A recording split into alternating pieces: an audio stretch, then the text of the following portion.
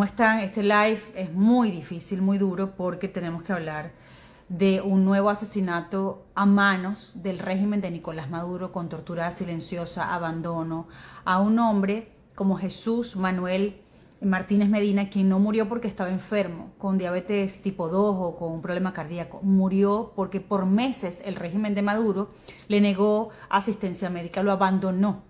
Lo abandonó y no escuchó el llamado desesperado de su mamá. Las excusas del juez en Lecherías eran que necesitaban un permiso de Caracas para poder trasladarlo. Vamos a ir descubriendo lo que ocurrió aquí gracias al coordinador de derechos humanos de 20 Venezuela. Él es Orlando Moreno. Jesús, el único delito de Jesús, ejercer un derecho ciudadano, como lo es custodiar una elección, según lo establece la Constitución, además con el permiso del propio régimen, de convertirse en testigo. Esa fue su sentencia de muerte. Eso, ejercer un derecho, defender ese derecho y además ese deber de custodiar el resultado y el proceso en sí mismo. Y hay otras personas, hay otros reclusos, presos políticos, quienes también tienen condiciones de salud y no sabemos si el régimen también les va a negar la asistencia médica aquí. Muchísimas gracias por hacer esto. Yo sé que es una circunstancia demasiado difícil, incluso de amenaza para todo el partido. Qué valentía la tuya, de verdad, de alzar la voz en este caso y la de todos tus compañeros. Voy a empezar, vamos a empezar a reconstruir esto. Orlando Moreno, como les digo, es coordinador de Derechos Humanos de 20 Venezuela, es abogado, y vamos a hablar de esta nueva muerte a manos del régimen de Maduro, de Jesús Manuel Martínez Medina, un hombre de 49 años con diabetes tipo 2 y también con una condición cardíaca, cuyo único delito fue ser testigo de mesa el 28 de julio. Vamos a empezar desde su captura, desde su secuestro. ¿Te parece, Orlando? Sí, yo la verdad que quería como simplificar para que los venezolanos entendieran qué es lo que está pasando. Y creo que debemos humanizarlo. Y Jesús, como muchísimos testigos, era un venezolano que soñaba con lograr la democracia y por eso se puso al servicio del país. Se inscribió como testigo, fue acreditado como testigo del CNE, hizo su trabajo como testigo y el pago que le hace el propio régimen que lo acreditó fue sacarlos a la fuerza de su casa, tumbar la puerta de su casa, llevárselo preso y torturarlo mediante esta detención. La mamá, como sabemos, y lo hizo público, hizo todas las alertas de que era una persona con diabetes severa. No lo atendieron con los golpes y empujones y todos los maltratos que le hicieron cuando lo capturaron. Les causaron estos hematomas que se fueron complicando los días que estuvo allí. Se pidió por todas las maneras posibles que fuera atendido y todo el tiempo decían que no había autorización del juez en Caracas.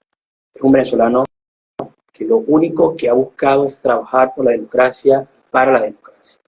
Y esto nos debe llamar a la conciencia de un país que esto está mal.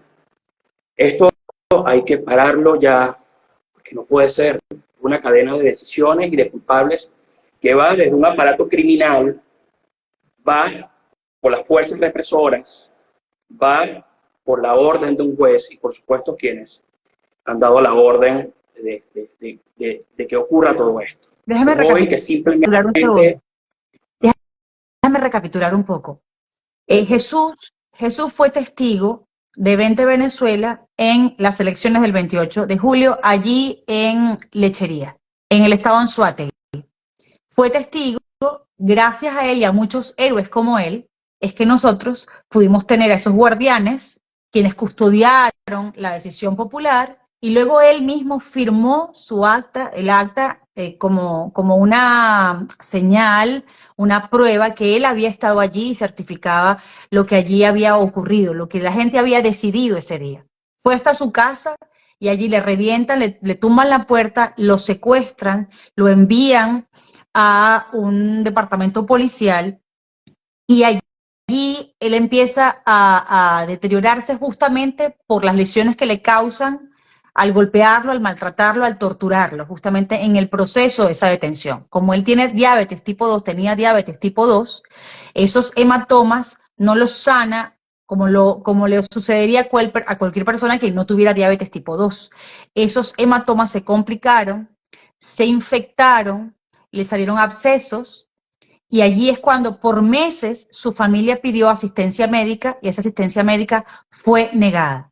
Eso sería como el recuento de lo que él tuvo que vivir allí. Correcto. Ok.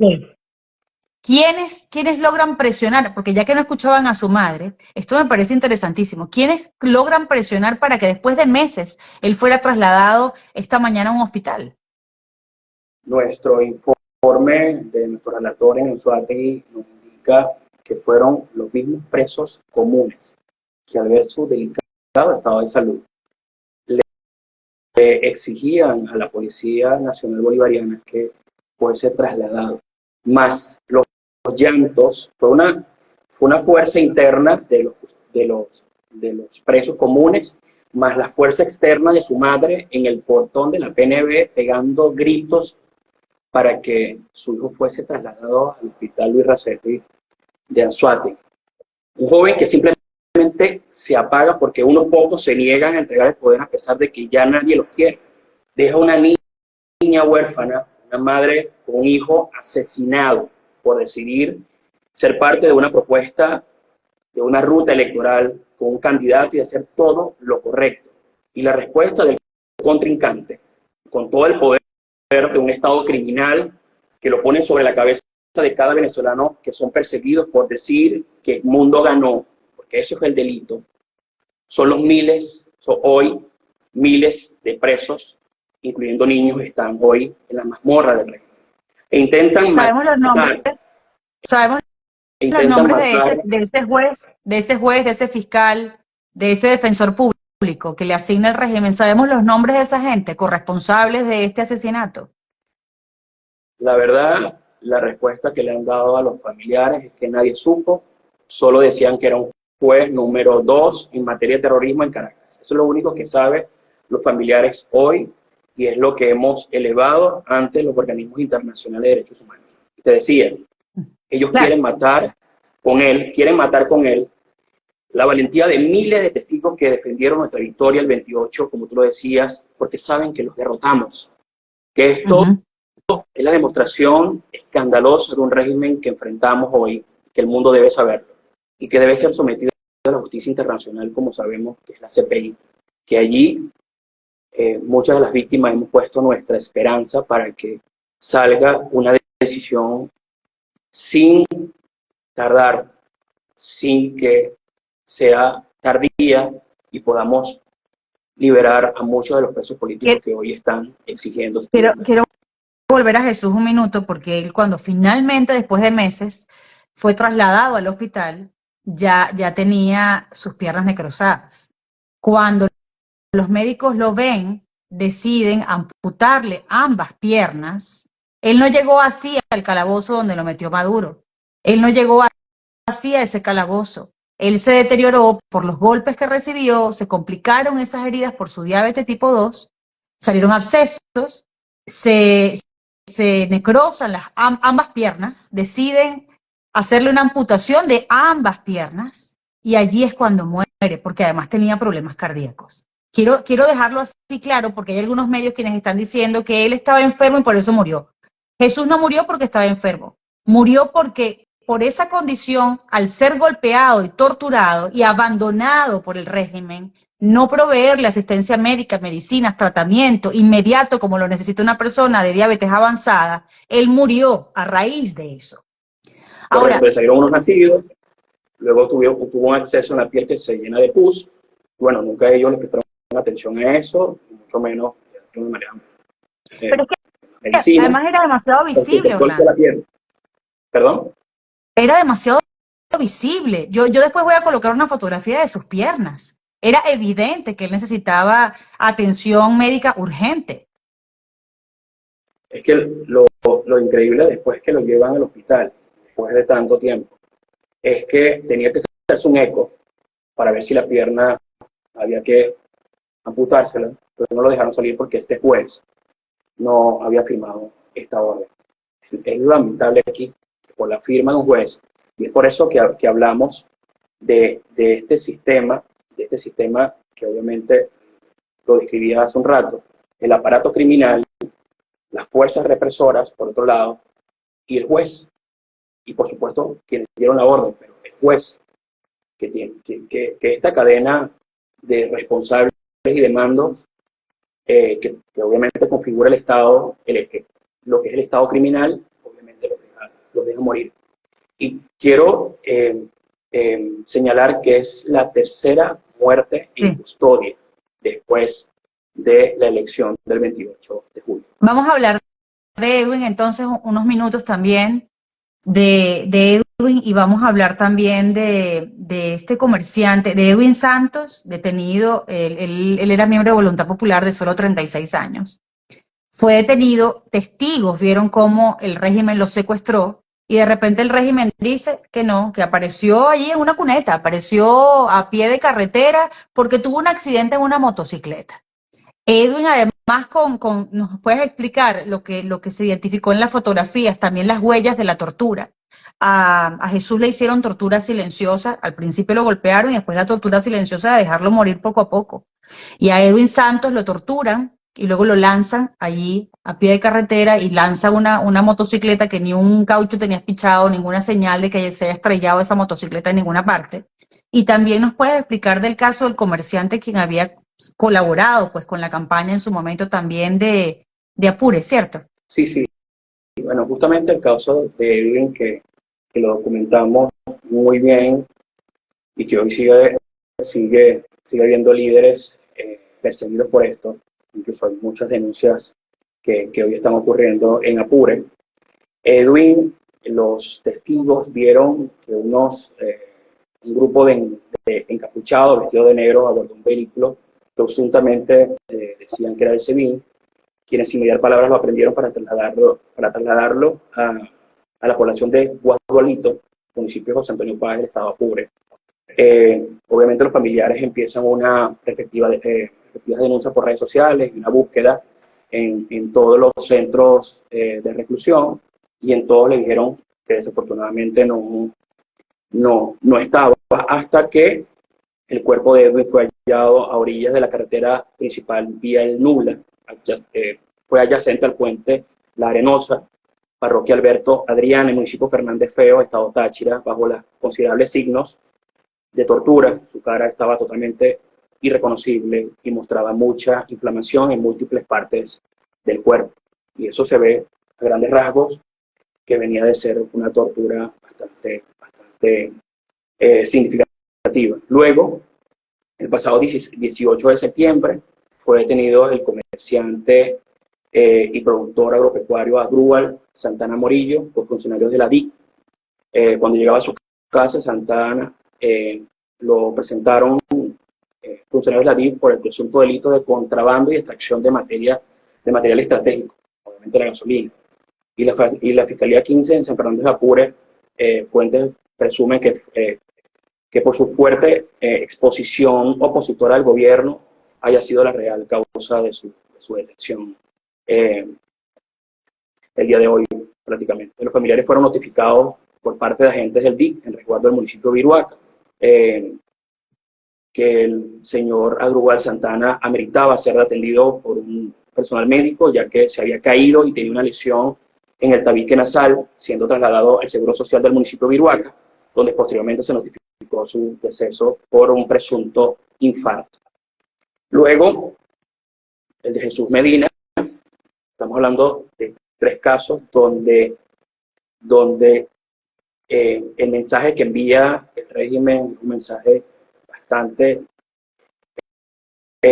fuerte, atemorizante a quienes hoy estamos defendiendo la libertad y el triunfo de Edmundo González Urrutia como presidente electo. Pero insisto, quieren matar con ellos la valentía de muchísima gente que se involucró de manera genuina por la elección, por la democracia. Y aún así, a pesar de todo esto, que la rabia y el dolor es más grande que el miedo que sentí. Y eso es una de las cosas de las cuales queremos enviarle al régimen de Nicolás Maduro, donde todos mis compañeros al día de hoy o están exiliados, asilados o en resguardo, o sea, escondidos, igual que todos nosotros. Y que estamos haciendo todo lo que esté en nuestras manos para que haya justicia, para explicarle a distintos organismos de derechos humanos a nivel internacional, a muchísimos dirigentes y líderes políticos a nivel internacional, qué es lo que está pasando en Venezuela al día de hoy. Hay un régimen criminal que quiere desaparecer a la disidencia, pero no lo va a lograr. No lo va a lograr porque no nos pueden quebrar espiritualmente. Nuestro espíritu de lucha está allí, el espíritu de lucha de los niños, de los presos, están allí. Cuando pasen a juicio, quiero explicarlo bien, cuando hay un pase a juicio de las mujeres, de los niños, es porque los niños se paran firme y dicen, no soy terrorista, no lo soy. Y es por eso que pasan a juicio, a pesar de las amenazas, a pesar de todo este sistema de presiones que hace el régimen, y aún hay una sociedad que está de pie y que se levanta, que no estamos arrodillados ante un régimen criminal como el de Nicolás Maduro. Orlando, no es lo mismo decir eso, no sé, desde el exilio, que decirlo desde la condición en la que tú estás, que estás a resguardo. Y increíble, de verdad que increíble la valentía de todos ustedes. ¿Cuántos secuestrados, presos políticos asociados a quienes de cualquier partido político participaron en esta victoria del 28 de julio? ¿De cuántos estamos hablando? Y si puedes, si tienes idea de cuántos tienen alguna condición de salud que podría poner en riesgo también sus vidas. Hasta el día de hoy, lamentablemente tenemos 165 presos políticos solo del comando. Y lo tenemos identificado que 48 solo son de 20 Venezuela, 34 son de Primera Justicia, 22 son de Voluntad Popular, 11 son de Encuentro Ciudadano, 10 son de Acción Democrática, 4 son de COPEI, 4 son de Convergencia, 4 son de algún área del comando con Venezuela, 4 son de Un Nuevo Tiempo, 3 son independientes, 3 son de Somos Trujillo, Causa R, Guayana Libre, Centro Democrático, Zulia Humano, o sea, todos los movimientos que fueron parte de esta gesta liberadora tienen algún preso político tras las mazmorras del régimen. Y eso es una de las listas que tenemos aquí y estamos por distinguir y detallar quienes están en un proceso, en este proceso lamentable, de una condición de salud bastante lamentable. Son muchos, por ejemplo, pero muchos de ellos, los familiares, el régimen los amenaza a los familiares para que no digan absolutamente nada, para que no denuncien, pero bueno, de una u otra manera siempre sacamos información por nuestras cuentas de redes sociales para visibilizar y para, obviamente, alertar a los organismos internacionales a que vean lo que está ocurriendo con todos estos presos, como Lignora Hernández, por ejemplo, que a pesar de la exposición que hicimos, hubo ciertos movimientos para que su salud estuviera hoy en resguardo. Y así muchos que obviamente no quisiera nombrar para dañar algún proceso, pero sí tenemos obviamente a la disposición cada una de esa información y la vamos a visibilizar obviamente cuando tengamos la autorización de la familia. Claro que sí, no compartas nada que pueda poner en peligro a quienes están allí. Solo quiero preguntarte algo, porque vimos un cambio de actitud en la declaración de Maduro cuando Tarek William Saab dijo que no tenían a niños secuestrados, no había niños, que eran más bien personas pagadas supuestamente para llevar adelante desorden, violentar el orden público, y después Maduro dijo, bueno, como que retrocedió un poco en la declaración y dijo, no, bueno, si se cometió algún error en las detenciones, en el marco del proceso electoral, vamos a hacer los ajustes. ¿Por qué crees que ocurrió eso? En estos días conversaba con una madre, también de un preso político, y ella me decía, porque nosotras estamos denunciando, porque las madres, quienes no tenemos nada que perder, no nos vamos a callar nunca. No vamos a permitir, incluso amenazando a nuestros hijos dentro de la cárcel con que si decimos algo los van a torturar, igual no se paran, no se detienen, hacen vigilia, denuncian en los medios de comunicación social como muchos ya no lo están haciendo. Las madres sí, porque ya está en riesgo lo más sagrado para ellas. pero para ti, ¿qué fue lo que movió? Porque que lo que quiero es poner el acento en lo importante que es hacer este tipo de denuncias y que los venezolanos en cualquier rincón del mundo nos ayuden a replicar que esto pasó y que sigue ocurriendo y que esto es terrorismo de Estado. Porque Así mientras es. más hablemos de esto, más podemos ejercer impacto, influencia en los organismos internacionales que tienen que decidir, porque esto es un nuevo crimen de lesa humanidad que se une al expediente grueso que ya tiene el régimen. Pero igual quiero saber, ¿cómo calificarías tú? ¿Qué razón encuentras para que Maduro haya retrocedido así? Pero yo creo que el ímpetu y la valentía de las madres ha sido muy importante en todo esto. Aparte de que cada una de estas madres están hablando con muchos oficiales de distintas organizaciones de derechos humanos y que tienen eco en la ONU, como la misión de determinación de los derechos de la ONU, que ha hablado también de los niños.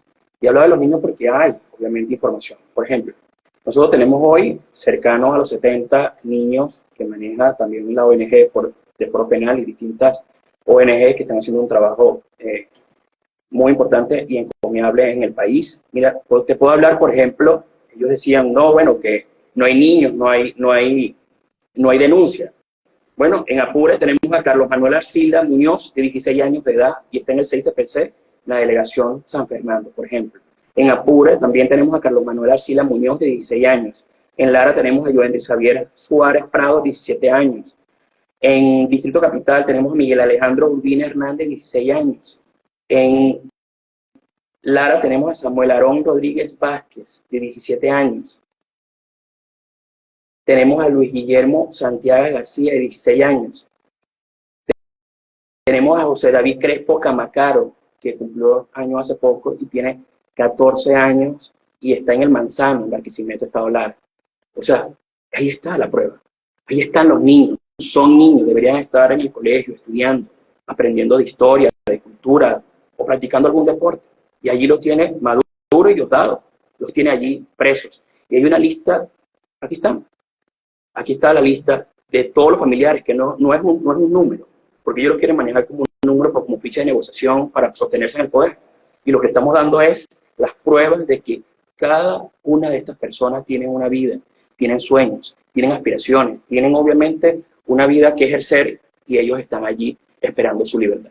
Esa es la gran verdad que tenemos hoy en día en Venezuela. Quiero cerrar con esto, Orlando, porque esto que le pasó a Jesús, por ejemplo, alguno comentaba aquí de quienes nos están viendo que por qué Jesús y por qué no otro, ¿no? Y sí hemos visto que quizás no es un patrón apresar a todos los testigos de mesa o a todos a quienes participaron, a los héroes quienes participaron allí, pero sí los obligaron a resguardarse, por ejemplo. Pero ¿por qué él? Porque algunos lo interpretan como que escogieron a uno de cada sector para leccionar a los demás.